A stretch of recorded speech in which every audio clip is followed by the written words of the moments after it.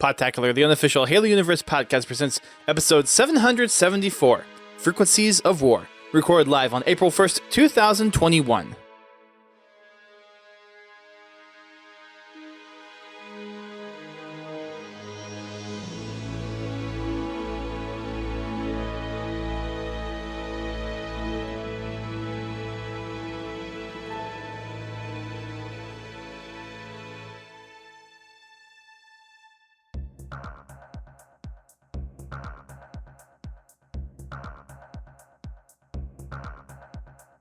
Hello everyone, welcome to Podtacular, the unofficial Halo Universe podcast. I am one of your co-hosts, Duststorm.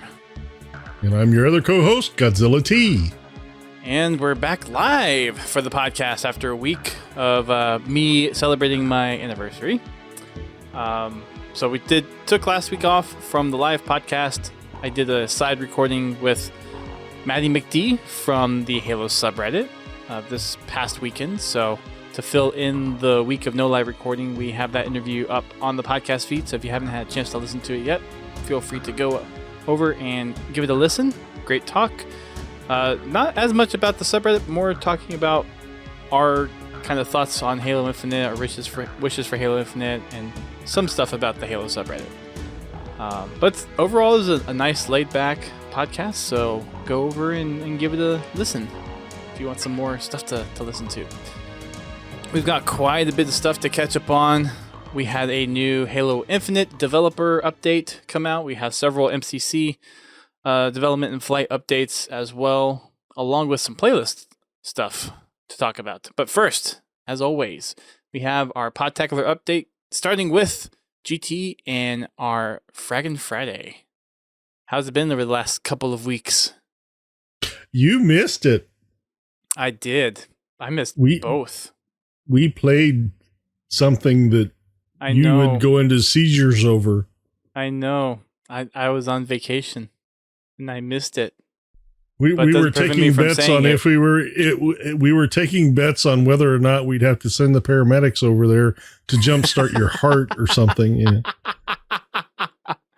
No, we've actually had a good couple of weeks. Been playing some Halo 5, got in some Warzone. Very nice. Been playing a lot of Big Team Super Fiesta as well.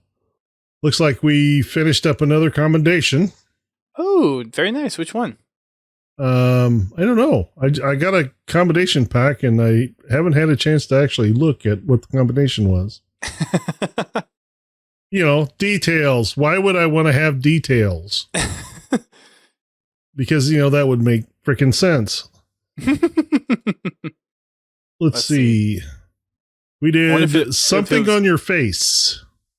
I think that's what the one we did. Which was that the one we did? Killing an enemy Spartan with a headshot. That could be right. Yep, that sounds right. Yeah, because we were getting close on headshots. Nice. So we have 7 left, with the next closest one being the standard weapon kills, which is just over 2,000 there. And then the next closest one there is Lucky, which is earn a cluster luck, last shot, sayonara, or fastball medal. We have another 197 of those. Trickling away. Chipping away at it. And the last 2 are going to be the grind. The killing Marines and the shoulder bashes. The grind. Definitely. The Marines mostly, because it's really hard to really farm Marine kills right now. Yeah. You go in with 2 parties of 12 and just have a truce. And just kill Marines. Talk about trap each other farming. And get each other trapped in the bases and that would be funny. Just let them stand there and kill Marines all night. Yeah. Yeah, that'd be interesting. All right. So Fraggin' Friday's been mostly Warzone and Big Team. Very nice. Uh-huh. That's cool. So I'm guessing it's been mostly Halo 5 for the last couple of weeks. Yes, we've been doing Halo 5. Nice. The people want their Halo 5 and their max ranks. we didn't get our poll up last week, so I just picked. But the week before, they picked Halo 5. Okay. Very nice. And if you guys want to participate in our Fraggin' Fridays, feel free to come over and check us out on Fridays at 8:30 p.m. Eastern Time. Hosted by GT. we'll have another poll up in the Discord for this weekend. And the options are Halo MCC, which can be cross-platform in multiplayer for Xbox and PC, or Halo 5 on Xbox. Very nice. So on the Achieving Halo side, since there was at least one of those, there was two. I did it last week as well. Managed to finish out the competitive wins for the Season 5 challenges with the help of Bobby, Keys, and Prestige. So thank you folks for helping me get there. And we'll be back into more MCC probably this weekend, doing some more challenges. And we have a new season coming out next week as well. More about that in a little bit. We just went over our company commendations, so don't really need to cover that at all. Got a couple of things from the community Discord to talk about. So Vorked has been working on a kind of tabletop Halo game called Halo Mythic. They have version 4 out released, so if you want to check out more about that, hit up the Discord in the community creations channel. We've also got Ward is going to boot camp. So one of our community members is enlisted in the U.S. Armed Forces and going to Space Force. And all of the glory that entails there. And then we've got a nice little clip from Prestige from our Achieving Halo from last week, where he managed to jump off of the middle spine in Sandtrap and splatter someone under the rear wheels of his Warthog. It was a pretty interesting clip. Really? Yeah. I had a side view of it looking down one of the trenches, and Bobby was trying to go after someone. He died, and Prestige was just kind of trying to get splatters for another challenge, I think. And it, like, just the angle that he came in on was just a very, very funny angle. So that's in clip shots if you want to check that out. I'll have to watch that. Yeah, it was funny. I'll have to see if I can pull out my POV and put that up on YouTube or something like that. So that's it for our little community update. If you have any fun little Halo clips or stories that you want to tell, feel free to drop it in the Discord, and we'll talk about it here on the show a little bit at the beginning. So now into the main content, starting off with some playlist updates. GT, what do we got coming in for this weekend? Well, for April 1st, we have Rock and Rail coming in for Forerunner Slayer. Next weekend on April 8th, we get ODST Slayer. On April 15th, we get Roaming King, and Warzone Assault goes live. For April 22nd, we get Griffball.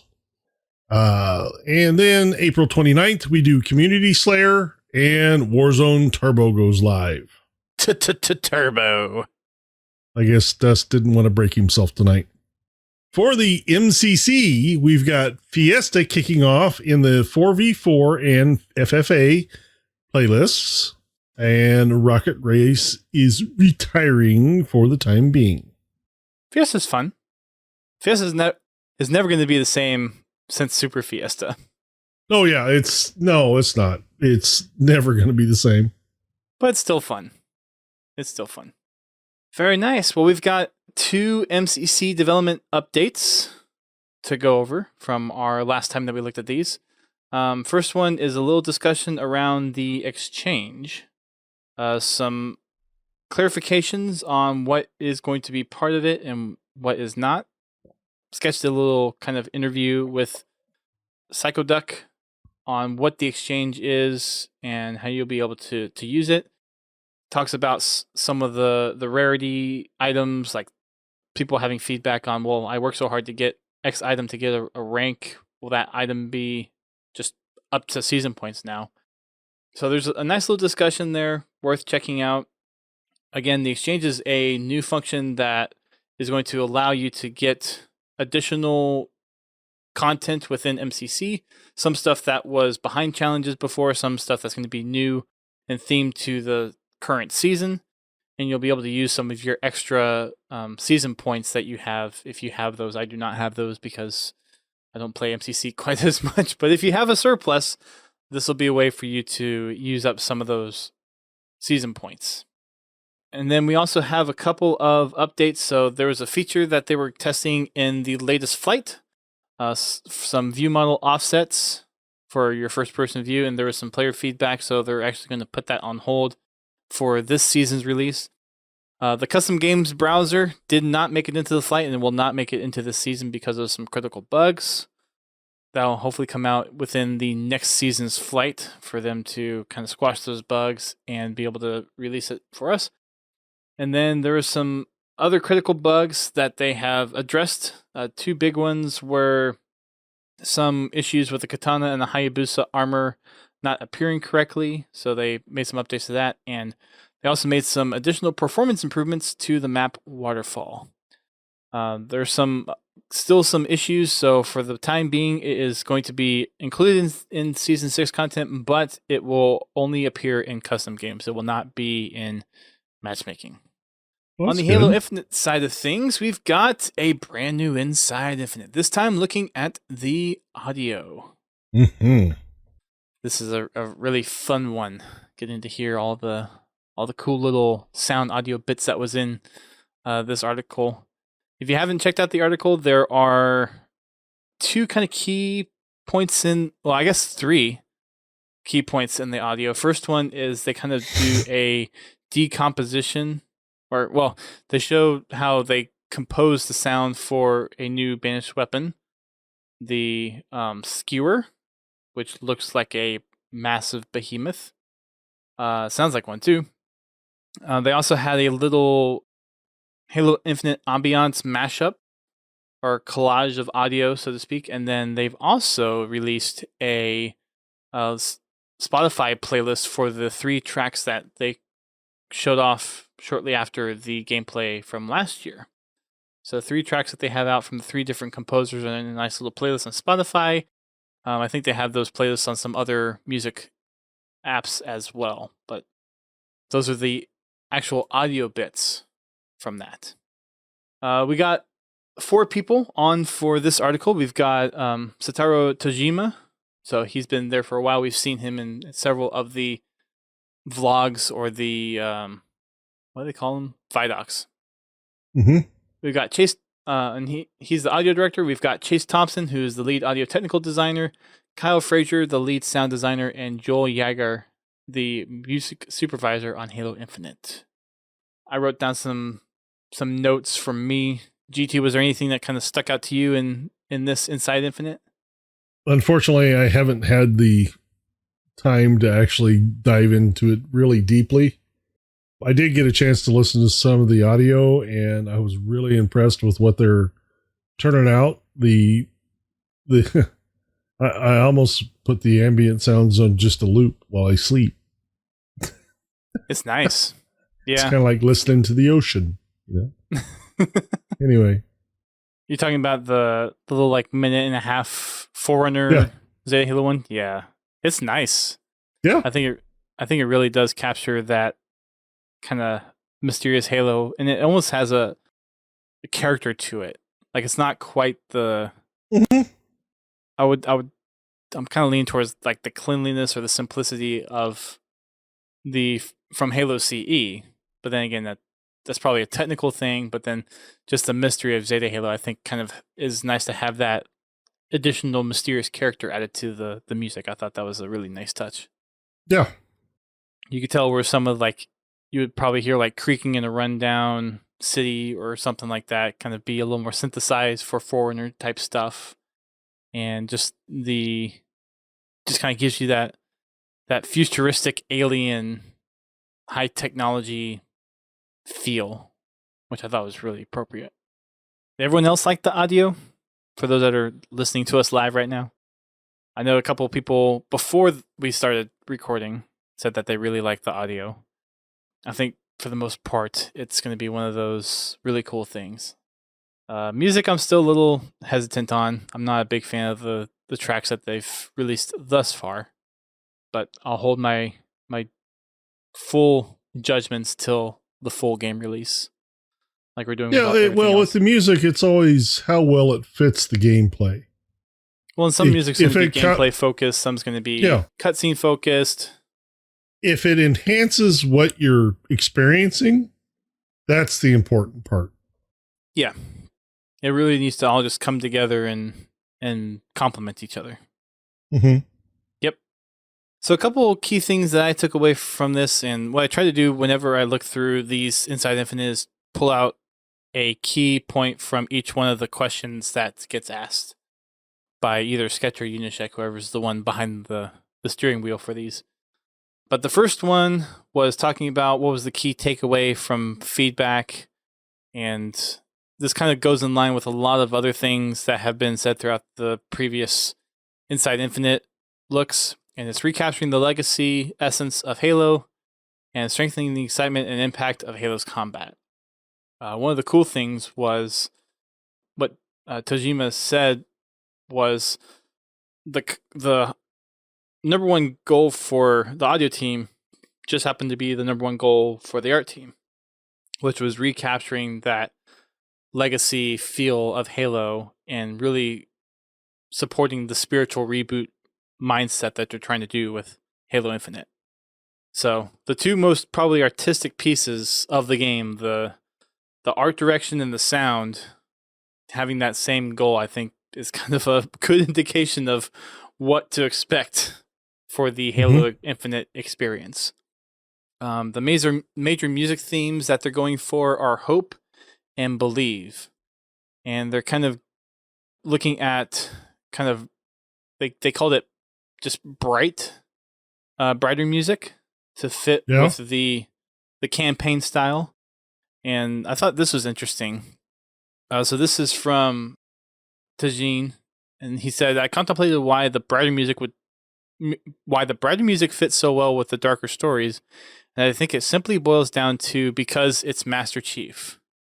So they're really going after the sense that it is alien, you are kind of at odds, but with the legacy that Master Chief has behind it, they want to really just embolden the player with the excitement of being able to overcome whatever obstacles that they're in. Mm-hmm. So instead of really playing that narrative musically or with the audio that, oh, you're in a tough situation, you might die. It's kind of like you're in a tough situation, but you're Master Chief. You'll find a way through this. So I thought that was an interesting direction. I wonder how they're gonna mix that in with some of the legacy stuff. Because thinking back to Halo CE, when you first encounter the Flood, there's that kind of very mysterious, very kind of like damning feel of like, oh, you're trapped. You're like, you might not get out of this alive. Yeah. So like, are they kind of discarding that, or is that going to be just like low key points within the audio? I'm curious how, if that's a legacy part that they're going to kind of mash up a little bit into their brighter music feel, or if those are elements that will just kind of be mixed in with their overall hopeful music. I think I think there is something to both sides of that argument. So it really just is going to come down to how they present the music and the sound, I think. Yeah, like I said, the music that they're composing has to fit what's on screen. Mm-hmm.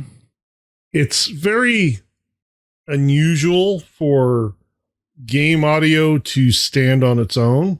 Now, granted, Halo has had several pieces that do that well. Mm-hmm. From all the games. I mean, there's at least one song from each game that can kind of stand on its own without the gameplay.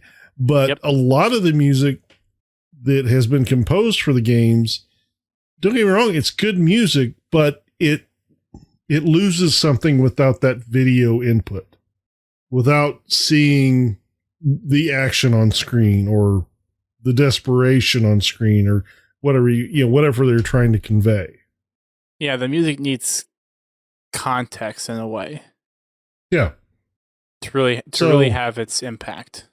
Like I said, so far what I've heard of the music, I like the music. Is it something I would put in a playlist to listen to? Not yet. I feel the same way.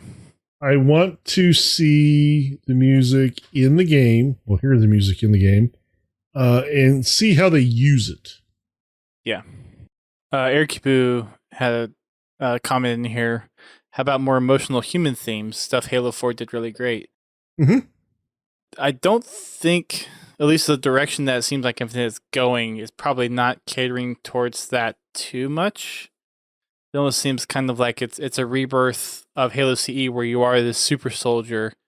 You're kind of on a mission, and you have the banish that Chief's just going to go up and overcome the odds, pretty much.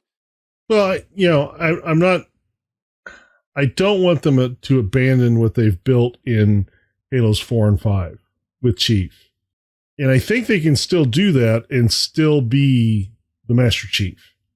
Be the badass that he is. Right. So I do look forward to seeing, more human interaction with Chief. And I think Brohammer is going to be the one that brings that out in this game. Brohammer's going to be the comic relief and the grounding humanity piece of all of it. I think for what Eric Yabu's saying, I don't think it's going to be. They might kind of use bits and pieces, and I think for the most part, you're concerned about them like just dropping what they've worked so hard on with Halo 4. I can't remember who I was talking to about this, but it's almost like there's kind of the hills and valleys kind of the story that it's going through. So like with Halo CE, it's almost like we're kind of going back up that hill, and then Halo Infinite, we're kind of going back up that hill. Where Halo 2, we kind of went down in a trough, and then Halo 4, we had that kind of down in the trough feel with some of the story narrative and the music that drove it. So it's kind of this like up and down, and I think with Halo Infinite, we're kind of on that up again. Not to say that we won't have those kinds of audio cues or music pieces part of the experience, but it just might not be as prevalent with Infinite.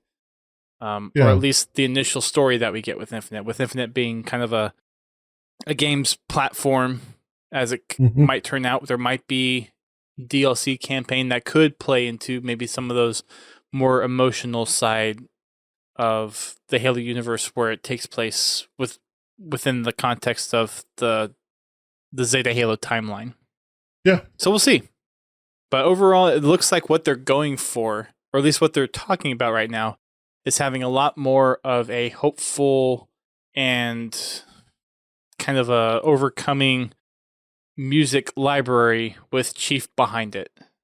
So they're really wanting to emphasize the super soldier that is Chief and him being the super soldier.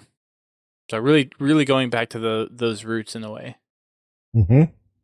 And I'm sure there'll be kind of the same mystery that there will be with everything we have is a brand new environment, and there's a whole bunch of history with Zeta Halo, so there's going to be some mystery probably tied into some of this as well, I would imagine. They also talk about improvements to the soundscape, being able to deliver combat sounds in a clear and impactful way, and reducing some of the density from previous games. They talk a little bit in here about how in Halo 4 and Halo 5, they really tried to make sure that all the sounds that were in the environment that you heard. So you got the whole dynamic range experience of the game happening around you. And there are good parts of that system, and there were not so good parts of that system, just from players being able to pick up on certain things and help differentiate certain sounds or audio cues. Yeah, so there's some of the audio cues or sounds would just kind of get lost in the bleh. Yeah, in the wash of other sounds happening within the game. Mm-hmm. Granted, they're amazing sounds. Yes. I mean, Halo 4 and Halo 5 sound great. Halo 4, I know a lot of people talk about how Halo 4 probably has some of the best sounds for the game. At least some people think so. just from environment and weapons. Yeah. There were a lot of sounds in Halo 4 that were a definite step up over the previous Halos. Mm-hmm. They basically gave, like with the weapon sounds, they gave the weapons a lot more thump. Mm-hmm. Me personally, I didn't like the way they took the vehicle sounds, especially the Warthog. Yeah. Just because it's the sound that they used for the Warthog is a totally different family than it was before. Yeah. Which, I mean, in canon, it sounds correct, but it's not what we grew up with as far as the sound of the Warthog. Not what we came to expect, right? It's kind of an overdone hot rod sound, and it just doesn't fit the vehicle. Where the older sound were more like is more like a truck, an industrial truck, which kind of fits the military vibe better. Mm-hmm.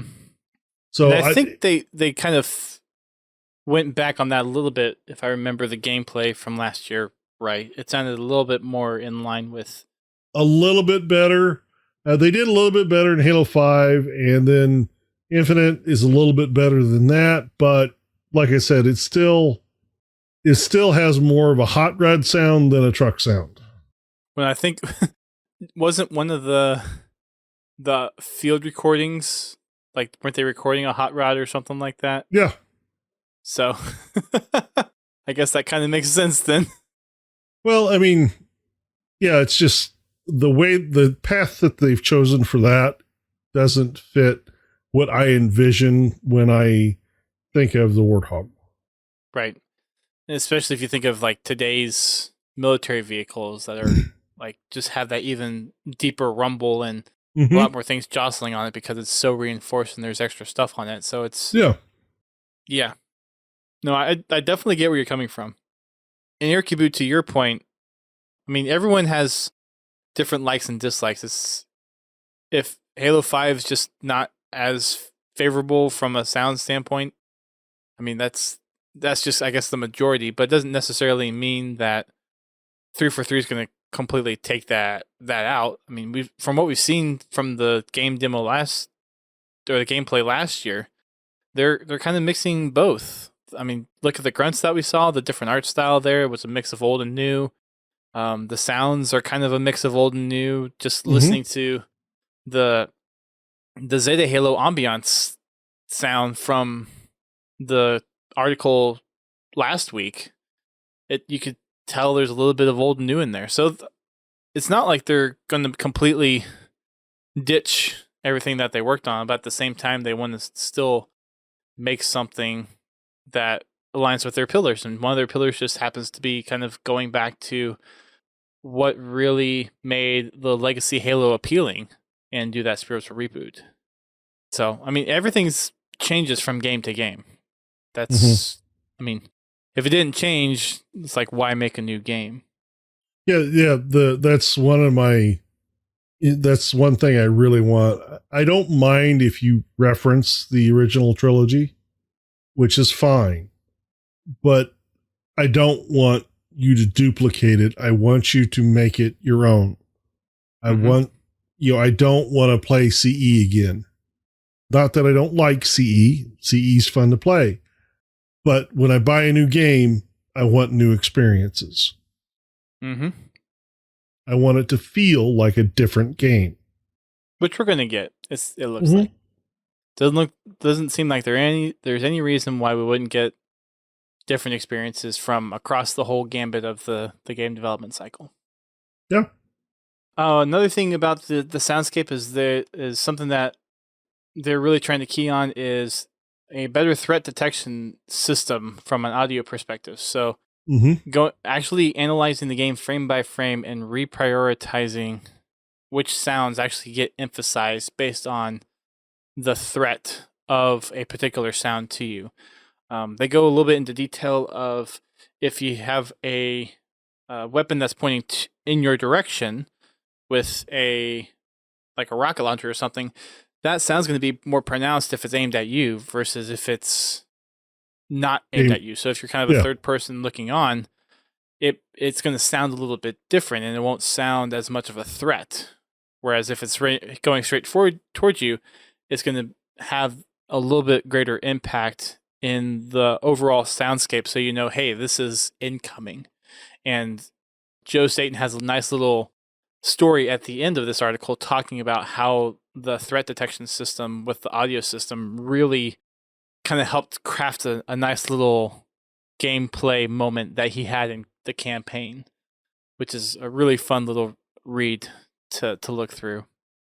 Some of the campaign dialogue that he mentioned there was also a nice little touch to some of the stuff that we're going to get to see with like grunts and jackals, which is kind of funny that he mentions the jackal, and then there's a nice little Jackal 007 piece of art from the community spotlight today. It's a nice little coincidence there. You don't think that's a coincidence, do you? Maybe a tad. But the threat detection system sounds interesting. Being able to dynamically prioritize which sounds get the most attention for a player, I think, is a very interesting development. I wonder how much extra processing power they have to put into doing those calculations for something like that. But that is something that the team seems very excited about. So in previous games, they talk about Halo 4 and Halo 5. All the sounds were coming in regardless of if they were pointed at you, if they were not, if you were third person, if you were in a room or whatnot. But in Halo Infinite, they're adding a lot more stuff on there. So again, pronouncing certain weapons that are more of a threat to you, or certain sounds that are more of a threat to you than aren't. If there's sounds that are going at different distances, they used to be all at the same volume. Now they're different volumes based off of this threat system. Doing some other calculations based on where sounds bounce around corners or around walls, and adding reverberations onto those, so it actually sounds a little more natural of where those sounds might be coming from and what they're traveling through. So if it's traveling through a big open room, adding a lot of reverb. If it's coming through a narrow room, have less reverb.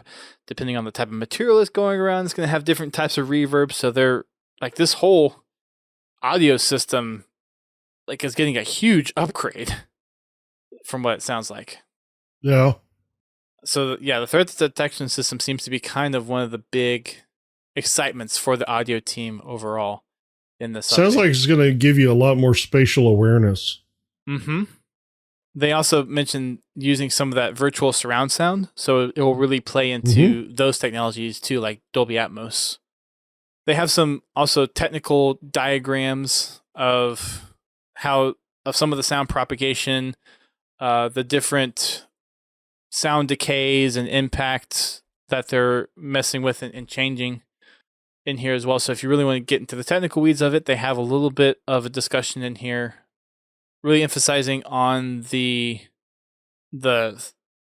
threat and not trying to overwhelm the audio soundscape by having a lot more of that impact up front, and then having the decay not be quite as loud or as long. So really giving players more clear and distinct audio cues about what's going on than trying to build a more fuller sound like they did in Halo 4 and 5.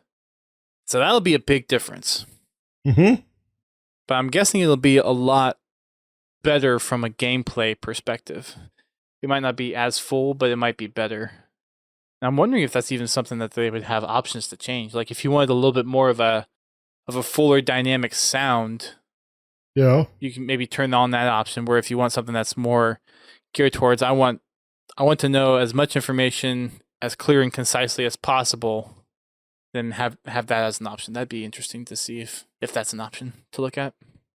They did talk about differences between campaign and multiplayer as well, where multiplayer obviously is a lot of combat focus. You really want all that sound information to be as much about the combat as possible than the environment, whereas the environment is not going to try to sacrifice that combat sound, because you need that in order to play the game and experience the game. but they also want to balance in the environment and the narrative with the cutscenes and the other interactive story elements that you're going to be experiencing within the campaign environment. So there is some difference with how the audio engines is going to implement certain sound systems between multiplayer and campaign, which that's nice. Because the campaign, you really do want that immersive experience where competitive, you need that. I mean, all the competitive players, you want the most amount of information that's clear as possible so you can make those snap decisions. Yeah. So this seems like a huge upgrade for the audio. Mm-hmm. And Erkibu, you hit it on the head. The technical way that they explain some of the audio characteristics and how things propagate and how they're doing certain calculations is really interesting. There's some technical jargon in there if you want to dive through it. It's not quite as technical as some of the other stuff, but if you're interested in it, it's definitely worth a read. And listen. Yeah. There's a couple of I think there's actually 4 different audio things to listen to in here. Mm-hmm. The next thing they had on here was kind of, again, building up the skewer sound. So taking 4 different audio elements.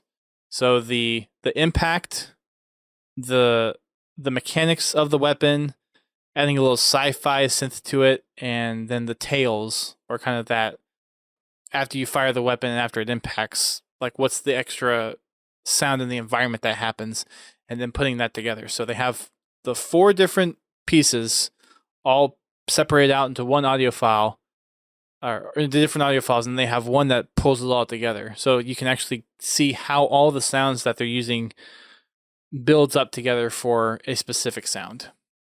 Mm-hmm. They also have the sample track. They had another audio field recordings for this that they released, destroying a piano. I think they just did that for fun. I mean, half the time they do this stuff for fun. They just get to make an excuse of it that it's work because they're recording sounds with it, right? Yeah, sure. And the same thing with blowing things up.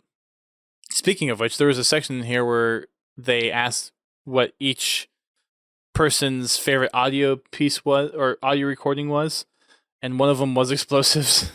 And another one was actually recording some animal audio.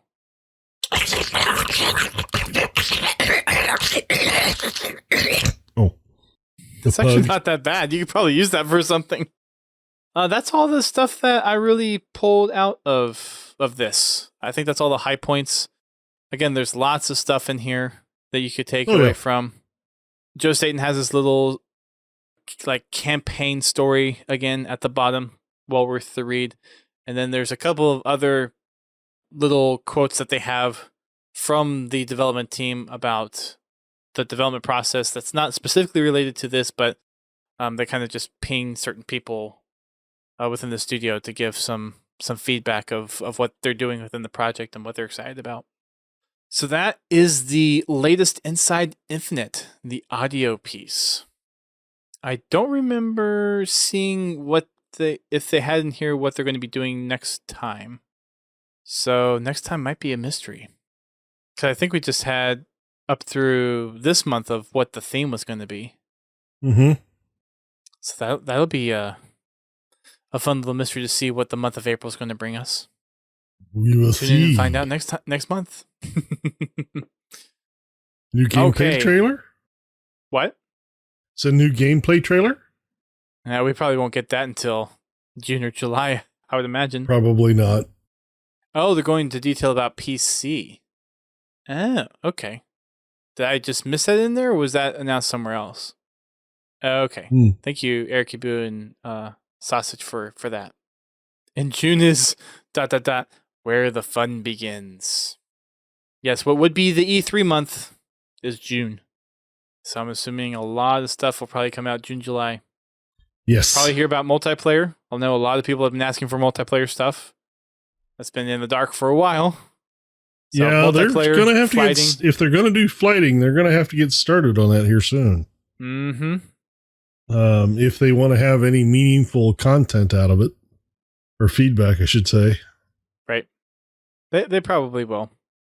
that might be part of the fun in June. Could be. Is the fun of playing the game. So we'll see.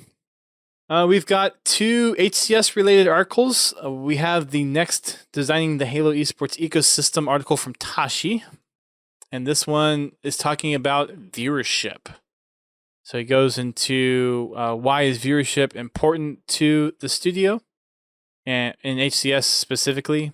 They really want to build up the quality of the viewership, make it to where the viewership is actually, or there's a reason why people would watch it, and try to bring more people into it, and then also better options to entertain viewers that are going to be watching some of these HCS events.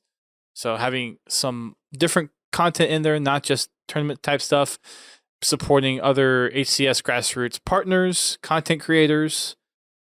So really trying to expand just beyond the tournaments and really look at a competitive space overall, which is an interesting tactic to really take on. I think that kind of makes the most sense. You don't want to just focus on the tournament plays and the what's happening at just the events. You want to see, okay, how are the teams practicing and pulling together? And for some other content creators that are providing entertainment to folks that might not necessarily compete, like Ubernick and Real Life Spartan. They're not playing in competitive teams, but they have a competitive lean and they provide entertainment to those who watch them. So incorporating some of that content into the HCS scene.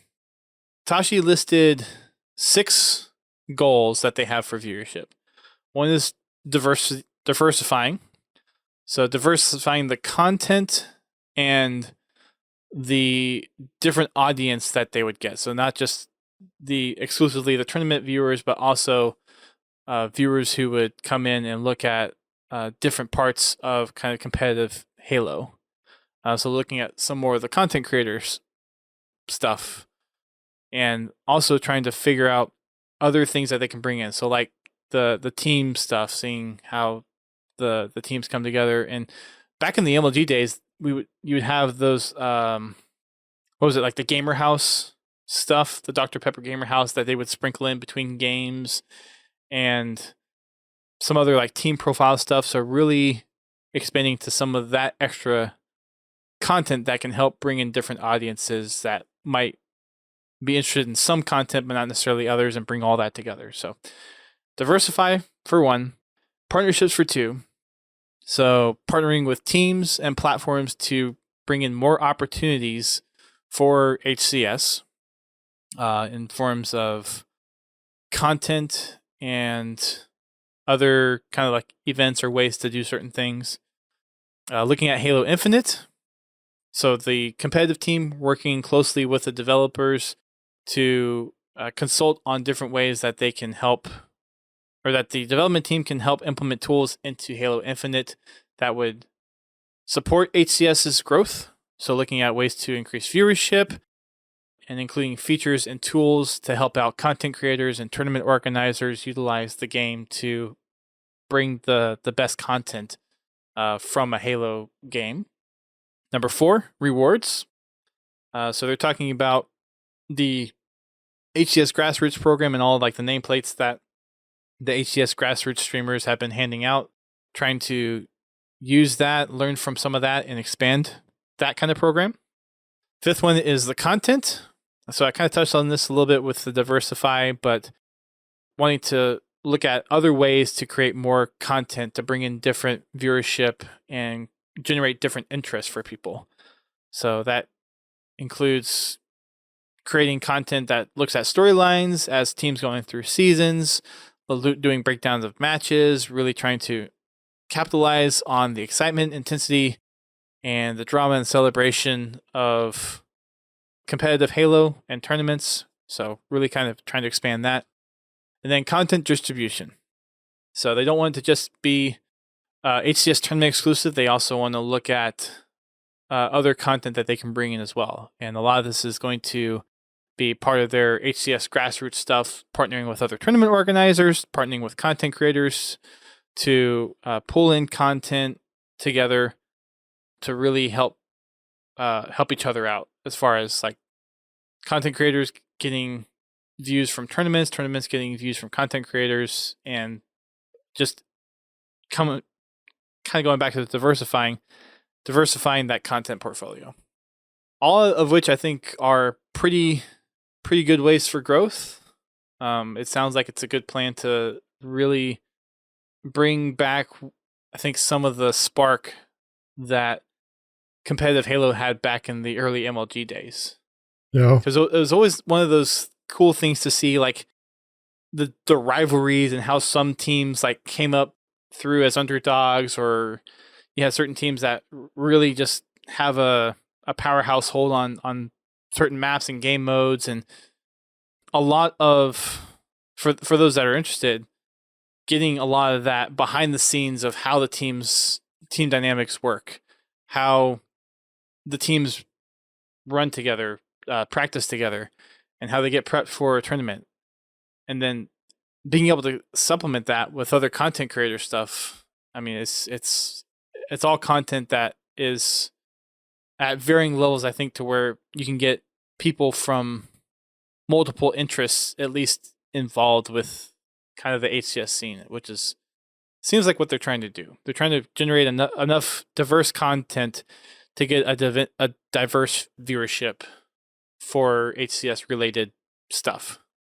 I know that was a little bit of a word vomit, so pardon me for that, but I think it's a really cool thing that Tashi's and the HCS team is trying to work on. Mm-hmm. And I think it does kind of draw a little bit of inspiration from what a lot of people really grew up with in the MLG scene. You had a lot, and MLG was kind of that homegrown feel of tournament stuff, and you got to see some of the behind the scenes stuff with teams, and having some of those stories of underdogs and teams just dominating a bracket or a tournament, and then all these upsets from city to city for the pro circuits. And if we can really bring something like that back and then supplement it with the content creators, it seems like a win-win. Yeah, I look forward to seeing what they're going to do with that. It might actually get me to watch more events. See how it sounds they like do that's that. what they're trying to go for. Yeah, they want to get some of the casual audience, and Tashi explicitly says they want to turn casual audience into diehard fans or something along those lines. Mm-hmm. They want it to be worthwhile for a viewer to invest time in watching. They don't want it just to be the people that are there just to see the competitive or the pros play. They want people that are interested in Halo content to also make this a piece of content that is easily consumable by your average Halo fan. Mm-hmm. It's tricky because the casual world and the competitive world have always been these very distinct pieces within the multiplayer scene. So trying to merge those together, if they do it successfully, I think is a big win for the HCS group. It's going to be that delicate balancing act of you still want to make sure that the folks that are there to watch the pros be the pros are going to get that entertainment, but then also the casual fans who want to just watch Halo and make sure they can understand what the pros are doing, but then also kind of get the content that they're used to from some of these content creators that's a little more easy to digest. And I think the Cliptrosity thing is almost like their kind of initial look at some of this, other than like the grassroots content creators. Like being able to take clips that just as a general Halo fan you would go see on YouTube or Reddit and bringing that into a program such as an HCS tournament. I think it's a great plan, and I'm hopeful for what they can do to achieve that. Bobby mentioned something he knows with Halo 5, the team stayed pretty static to where it just came the same squad winning over and over. I think that was just because CLG and Tox were just a god squad and were dominating the top of the game for so long. Mm-hmm. And yeah, it does kind of get stale when it's just one team that can't be beat. Yeah, it's going to get stale. That's just That's the fact of that. I think for the most part, though, if Halo Infinite has enough of change, and with this whole games as a service, there's going to be tweaks, there's going to be balances, and if they can come out with a good content schedule where they add new modes and new maps a little more quickly than they did with Halo 5 would be nice. Then you might have these teams come in and change things up. I mean, with MLG, you had Forge would kind of introduce a couple new maps every year, every other year. So there was, the landscape was always changing, and it was always a matter of teams trying to figure out what the next best plays were on the next map. So if that kind of content can come out and support more ways of the pros really just have to being like continuing to learn new tactics and new play styles for the maps that they're playing, I think that'd be a huge win. I think that's something that was missing from Halo 5 competitive. It was the same stuff over and over again until they brought in Oddball, and that had kind of a sketchy launch at first. Yeah, it kind of broke the HCS a little bit, yeah. So all these things are good things. It's just a matter of making sure they all play together nicely and developing all the program in such a way where they can support each other, from the competitive, actual watching the tournaments, and then the content creation to supplement each other. I think it can be done, but it's not going to be an easy feat at that. There was a Content Creators Wave 5 for the HCS Grassroots program. We have 4 new streamers and a new tournament partner. We have Elamite, Monza, Oath, and Takken, or the Reachway. And I've actually had the pleasure of meeting Elamite and the Reachway in person. So, a couple more people that I know. And then we've got Paradise Halo being the latest tournament partner for the HCS Grassroots program. And then we've got our community spotlight that dropped today. And yes, today is April 1st. Today is April Fool's Day. Thankfully, the internet did not go crazy with April Fool's Day this year. I think everyone was a little more reserved this year, especially with pandemic and whatnot. I don't know. I'm pretty upset about Halo being delayed till 2022. That really rubbing me the wrong way, Dust. I mean, we've already given them a year. Well, this is 6 years. Well, that's 6 years now. Come on, GT. I have to break something to you. What's that? That was false news, fake news. No, it was not. There was articles and everything. It was real. Fake news. Fake. Which is funny because last week when I was on vacation, I saw some stuff about rumors about Halo Infinite being delayed. And I'm like, I can't deal with this. I'm on vacation right now. And I saw like the follow-up tweets from Unishek and Sketch being like, no, it's not delayed. Just stop worrying about it. And then there was like an interview with Steve Downs where Steve Downs was saying, yeah, it's still on target for November release or something like that. So, yeah. I thought that was absolutely hilarious. I happened to check in on Twitter at lunch, and I'm seeing this. I'm like, you guys, you really fell for this? On April Fool's Day of all days. I mean, yeah. Did anybody actually read the post? Yeah, I didn't actually read. GT told me about what the delayed post was before the show. And the only thing I saw from today when I was typing up the show notes today was Kotaku had a tweet said, sorry, we were wrong about the delay. We got real good. And then Halo responded to him, you can find all your official news by following the Halo Twitter account. That was a nice little jab in the gut. Grind, punch. Oh. Told you so. That's what got my attention too. And I'm like, what the heck? So I started digging into it, and I find the original post of the tweet with the little excerpt that, and I start reading through it. I'm like, you actually fell for this? It's called Photoshop. But then again, it is Kotaku, so Well, see, that's unfortunately just not much of a surprise there. So, somebody generated this and posted it, and Kotaku picked it up and ran with it. It's I wonder if that guy's going to be reporting. I wonder if that guy's going to be reporting on games by the end of tomorrow, Probably, or if his Twitter privileges have been removed. Well, did they actually make an article about it? Yes. Yeah. Okay, that's what I thought. Yeah, I wouldn't be surprised if nothing happened. To be honest, I'd be either. And Eric, I did see the Unisec fake out tweet. I did see that. It's Kotaku. You'll probably be promoted.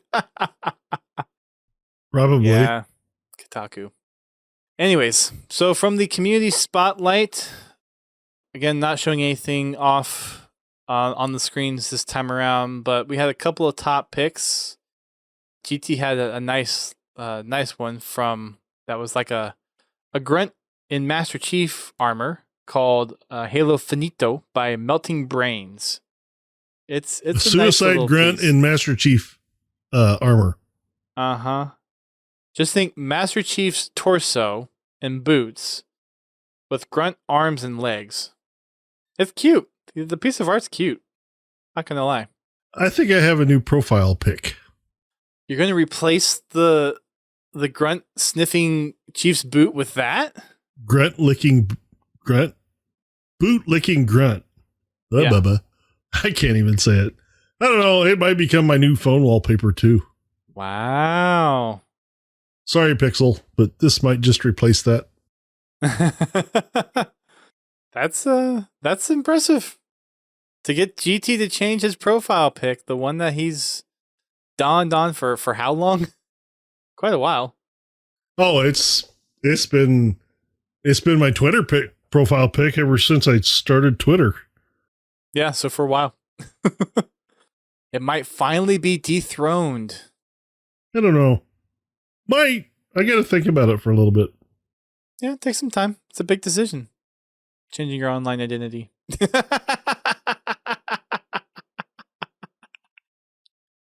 And these days, it just kind of is, though. A couple of things that I thought were cool in here. There is a Halo theme done with a trumpet arrangement by a YouTuber. I just see the title now. I don't see who it's by. Hang on a second. By Seb Skelly. And it's really well done. That's the snack break at the top.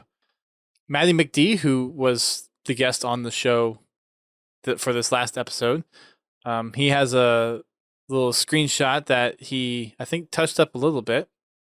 That is the creme de la creme. So shout outs to Maddie on that one. Another couple ones in here that I thought were pretty cool. Outlet Chief 729 Dual Threat. This is kind of I think it's kind of a render based on Halo Infinite. It's Master Chief holding or fending off an elite, wielding an assault rifle. Looks very Halo Infinite-esque. Mm-hmm. Grey Wolf made it in here. Grey Wolf's one of the artists that we regularly follow with Stand Together. So that's a good one in there. And there's a couple more videos at the end. Oh, this is another one. Legendary Rug. It's the Legendary Shield, but in rug form, which I thought was a nice little touch. Some really cool tattoos. There's some Halo Metal tattoos and the Cortana tattoo. That's interesting. And the Halo VFX, the Halo 3 full circle scene that we showed off, or we talked about a little while before, made it into this. And then the very last thing I wanted to touch on, someone made a realistic Halo Infinite diorama. It's a 22-minute video of, I think this woman's probably British. At least it sounds like she has a British accent. And she goes into detail about how she made the landscape, how she made all the little pieces, the the trees, the boxes, the models, and all that stuff. And it's really cool. This person did an absolutely fantastic job with the diorama. It's well worth the watch. It's 22 minutes because she goes through how she made each of the pieces. But overall, it's an amazing Amazing diorama. And this is Kathy at Kathy Millat on Instagram, and it's inspired off the Halo 2018 E3 trailer. And there's a whole bunch more other stuff, but that's kind of the fun stuff. And then at the very end, Doodle Snickers is Mario mashed up with Halo. So Donkey Mario Kong, Chief. Yeah, Mario Chief, Bowser Arbiter. You have a Koopa that's a grunt, and then DK as a banished as a brute chieftain wielding a hammer. It's pretty good. Not gonna Don't forget, lie. Princess Peach is Cortana. Oh, I missed that part. Yep. How did I miss that part? I don't know. Yeah, That Princess Peach is Goomba Cortana. in the Arbiter armor with a sword. Well, I was just thinking that was Bowser, but Or Bowser, sorry. yeah. But yeah, that's pretty good. Lots of good stuff in this one. Thank you, Pins, for the gifted sub to Eric Boo. Woohoo! There you go, Eric Boo. Enjoy. Comfal's in here too. Welcome, Comfal. Hey, Confal. We've got some social posts. What we got for the Fiction Friday from the last couple of weeks, GT? Let's see. For Fiction Friday, we have the first one is Sadra is an outer colony world with lingering distrust of the UAG. It was largely left alone, or it was left largely unaffected by the Human Covenant War. Until the elite dragged that bomb into the city. Yeah. For those of you that have watched Nightfall. Yep. Sacred Icon Halo folks just posted a GIF reply of Denzel Washington going, boom. It was a good response. It was an appropriate response. Yeah. And for the second one, Covenant cruisers are mid-sized capital ships capable of conducting independent naval operations. I still need to learn my Halo ship sizes. And Penn subscribed for 67 months. Hmm. He's gifted out more subs than he's been subscribed for. Jeez, man. Thank you. Thank you so much.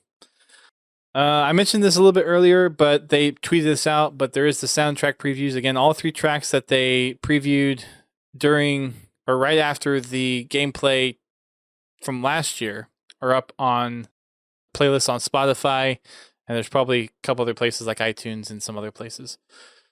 And then we've got MCC Season 6, Raven, coming out on April 7th. So a week from yesterday will be the next season of MCC. 100 new tiers of unlocks with season points, brand new back accessories, skins, and armor, a fresh set of seasonal challenges with 3 unique reward items, and more. We've also got SWAT Nation's Easter Headhunt V2 happening this coming weekend. Registration ended earlier today. Tournament is going to be taking place on April 4th, which is Sunday, at 2 p.m. Eastern Time. And then we've got a couple new product things. The Jawares Spartan Collection Series 2 is now available at your local retailer.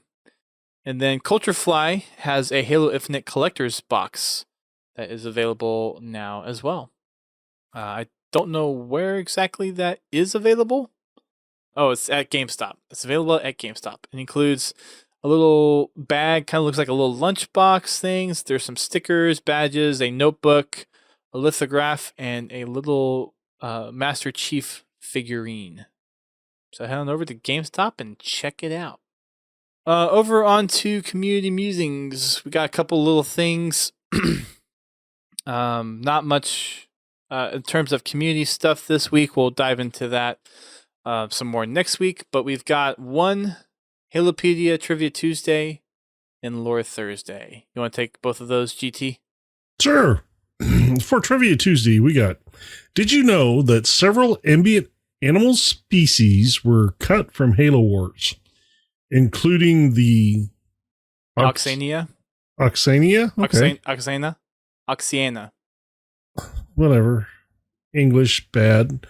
Thorn Beast and Arctic Beast. They were planned to roam around the maps, but were cut because they got in the way of players. In other words, That sounds like Age of Empires. they couldn't teach the AI how to stay out of the way of the game. Sounds like Age of Empires. Yeah. I remember when I tried to play those because I'm horrible at RTS games, like getting stuck on them sometimes, and even like getting stuck between rocks and buildings that you think you'd be able to walk through, but you can't. Yeah. Well, there's plenty of that in Halo Wars as well. It's like, the opening is this big. You're this big. You can go through. Right? It's like if this was real life, I'd be able to just walk through there. Like, clearance is fine. I have literally had to set and select units one at a time just so they would go through. Anyway. And for the Lore Thursday, originally made as a farming device by an engineer as an apology to humans, the chopper was repurposed as an assault vehicle that is often used by the brutes to cut through enemy obstacles. Mm-hmm. Yep, the chopper was originally designed to be a harvesting vehicle. Mm-hmm. To aid in harvesting. And now it's a weapon that you don't want to stand in front of. Nope. Munch a bunch of. Crunch, crunch. Chopper's having some lunch. Oh. Yeah. So that's it for the official stuff. We'll tackle the community stuff next week. I have started the next book. So hopefully within the month, we'll be doing another book podcast. Which book is that? It is... Give me just a sec. It's been so long I forgot. It is Silent Storm. Okay. So we'll be doing that within the month. So get to the reading. If you haven't read it yet, we'll be tackling that one here pretty soon. And yeah, I think that'll be it for the podcast tonight. So thanks everyone for tuning in. You can find us on social media. We are on Facebook, Twitter, and Instagram. And then you can also check us out on Twitch. We record our podcast live on Thursdays every week at 8:30 p.m. Eastern Time. We have our Fraggin' Fridays at 8:30 p.m. Eastern Time, hosted by GT. And if you want to participate in that, head on over to our Discord. We have a poll that we put up every Friday on what game we're going to be playing, whether it's going to be MCC or Halo 5 is totally up to the community poll. Unless it's a tie and then GT decides. Then we have Achieving Halo, which is at 9 p.m. on Sundays. And right now we're going through some MCC achievements. I need to get my button gear and come up with the surveys for the 360 achievements so we can get some of those going.